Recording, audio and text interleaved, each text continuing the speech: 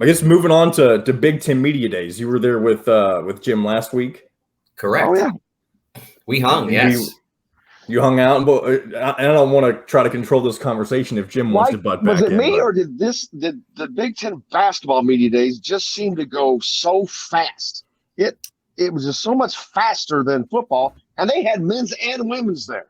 I think for me it went faster because I like listening to basketball coaches more than I like listening to football coaches. So that may be why. I don't know. I can't speak for you. But I think it did. I think it felt like that. Those days went really quickly, and it was really for me. It was an absolute pleasure to be in that circumstance. It was held at Gainbridge Fieldhouse. It still says Bankers Life. I noticed on the roof. Don't say it to me. I don't even want to hear the name. I don't even let people say that to me because I'm trying to keep it out of my. I gotcha. Okay, so I'll watch that. It was at Gainbridge Fieldhouse, so it was a really nice setup. We talked last week about wanting to have the round tables because it makes it more intimate. I think, and I hope that the arrangement that they had, where there was a small conference, like a conference table for each player or coach, and then a little bit of distance, and then some chairs if you wanted to use them, if you were a reporter. I think that was a COVID concession, so that we weren't right on top of them. I totally got that. It was somewhat similar to what they did in football. It was a little bit more distant in football because there were more people. But I totally got that. I hope we go back to a little bit more intimate in the future, but it was really still good. I mean, you were able to make eye contact with the various subjects in most cases. There were a few, especially Indiana, who drew really big crowds of media people, and so you weren't able to get quite as one-on-one or person-to-person, I should say, as you were with some other athletes that were there, other teams. But you were able to get whatever questions you had in, and I certainly learned a lot in the time I was there. I learned that Robert Finney is sharply dressed. I was all for that. Oh man, that was pretty tight. I like that outfit, the white suit he had. I was fortunate to have all of the guys on one-on-one on the show, Rob and Trace and Rob or Race, but. Dude, when Rob's there more, I'm like, wow. As I pulled the camera back to make sure everyone got to see him. I'm like, y'all got to see this. I mean, the dude was looking sharp. I don't know who it was. I apologize to whoever it was, but someone wrote, and absolutely accurately, that Rob needs to be as audacious on the floor as he is with his wardrobe, that he needs to have the confidence to take the shots. And this was something that Mike Woodson said on multiple occasions, that Robert needs to shoot the basketball with authority, with confidence, with belief that it's okay to do it. That he's a good shooter, but he doesn't shoot the ball he doesn't take shots with confidence. When you're a point guard, you're not supposed to come down and pull up and jacket, unless you're Jimmer Fredette. Okay, you don't do that. But so you run the offense, and then a lot of times the defense will check everything that you're running through, and the ball cycles back to you. And because of all that activity, you're wide open. And the thing to do at that point is shoot the basketball.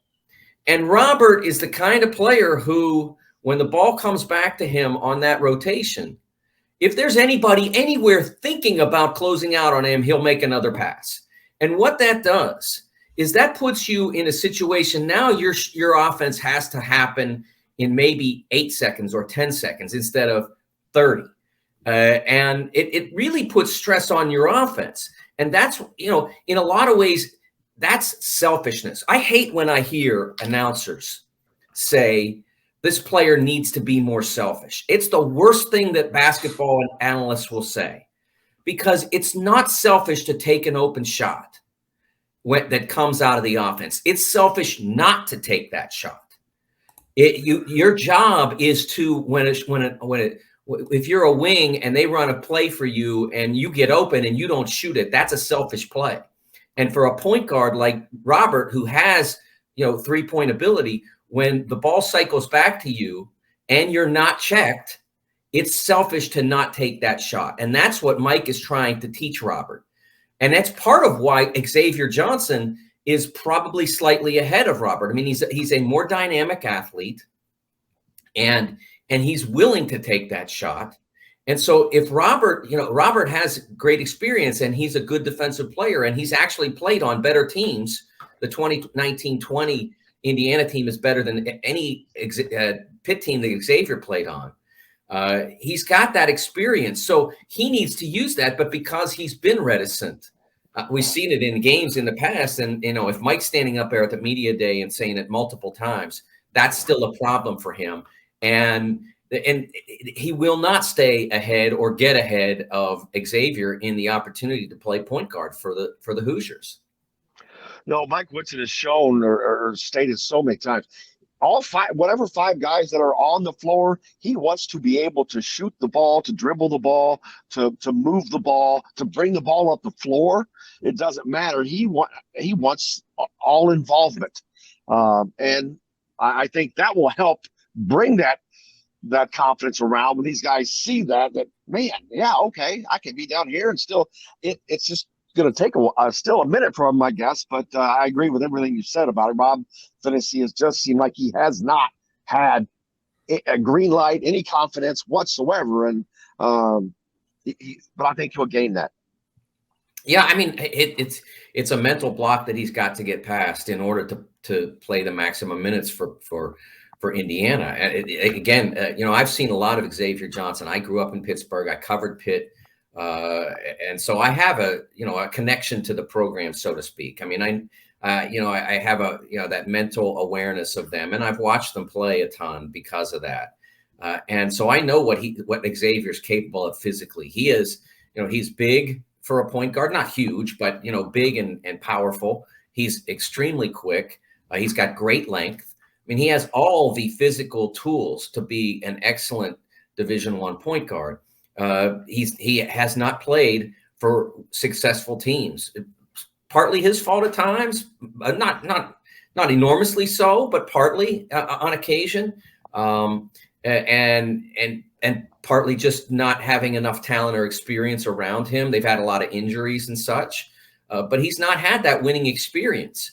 And I asked Mike at Media Day about, especially with Xavier, is there, Mike knows what winning is about. Are there winning habits that he has to teach to a player who's played a lot of minutes on teams that haven't won much? I mean, Miller Kopp, to an extent, is in that same category. And Mike said he has to teach that to everybody there. And I suppose coming off the season that they had a year ago, that would be true. But Robert's played for good teams, or at least a good team.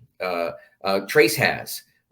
They played a lot for the 2020 team. Now that they've got to help get the rest of the guys to understand that winning, they can win. Winning is a habit, losing is a habit.